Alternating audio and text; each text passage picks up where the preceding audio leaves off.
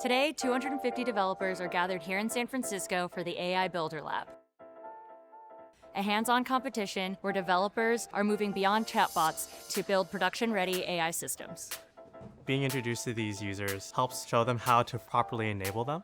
By partnering with AWS, we're able to show to developers the power of using Coder to help enable their AI workflows. So I think what's really fun about these events is we get to interact with the developers in person and really shake their hands and understand the projects that they're working on. A lot of developers don't really know the tools that are available to them, and so we can explain sort of the advantages that come with using something like LaunchDarkly. When building real agent for production use case, no matter how intelligent your agent is, if it cannot read document and understand document, it cannot do very useful things for you. Today's lab is a perfect example.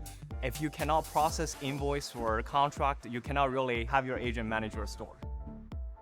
The one thing I want everyone to remember as a developer in this rapidly changing AI world is that they're not alone. Patience, curiosity, adventure, everybody's in it at the same time.